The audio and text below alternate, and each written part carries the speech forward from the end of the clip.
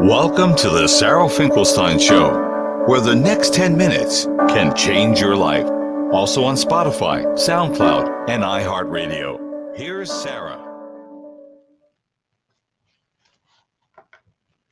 So, aren't you paying enough in taxes?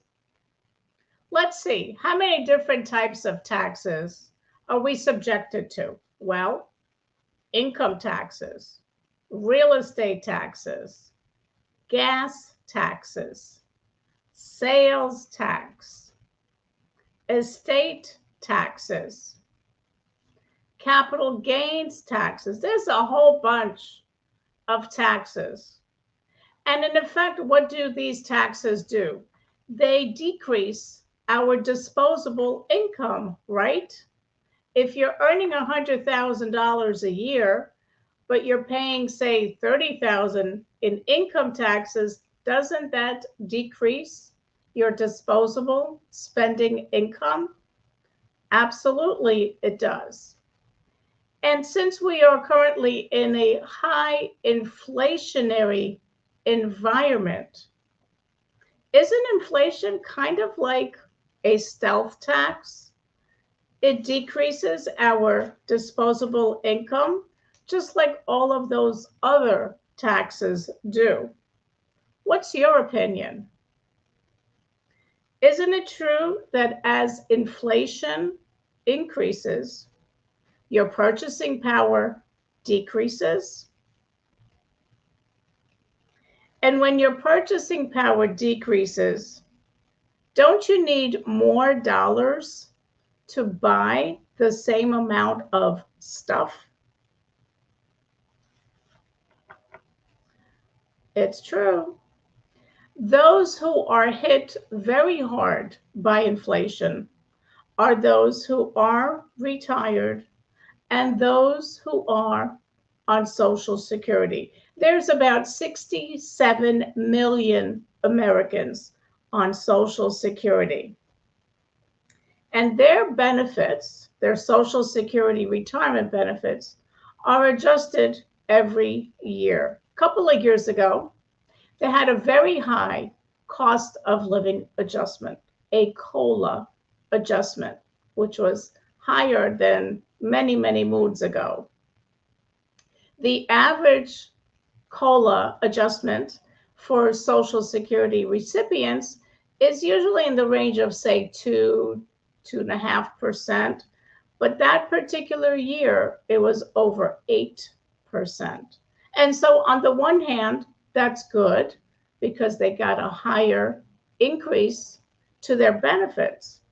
On the other side, though, it's bad because we know the reason that they got this higher increase is because inflation was very high.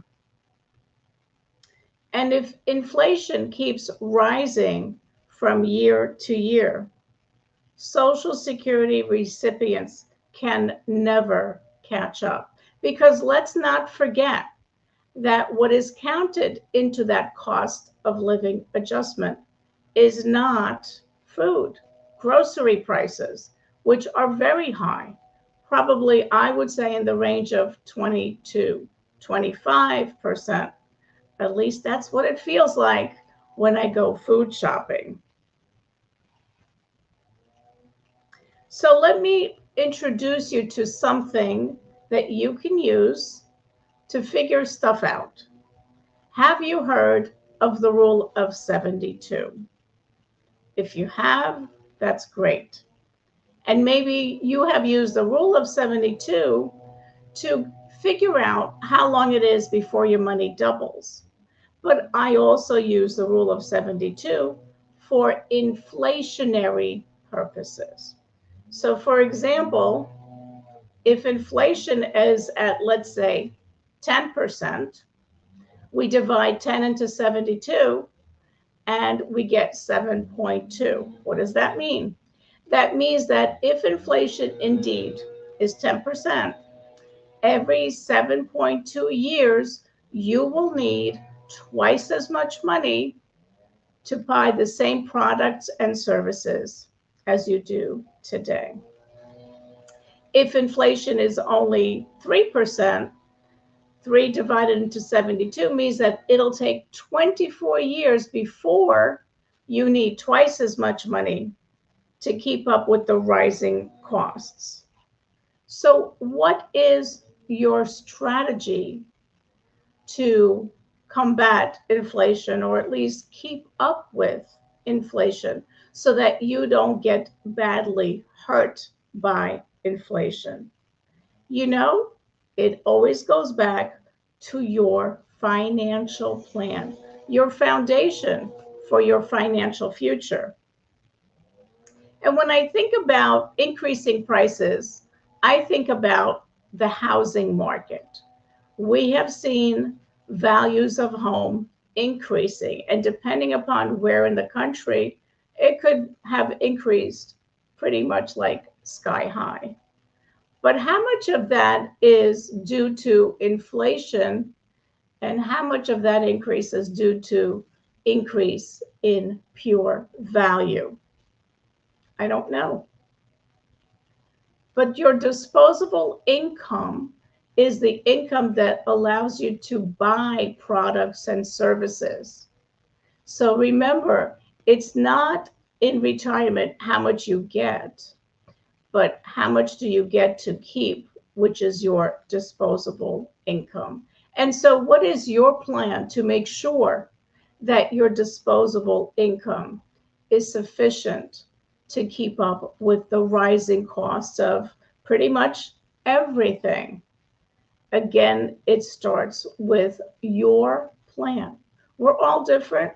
We all have different goals and dreams and finances. So what is your plan? I don't need to know it, but you certainly do. And if you don't have a plan, then I strongly recommend that you sit down with your financial advisor. And also, you can go to financialfitnessforever.com and grab your free report.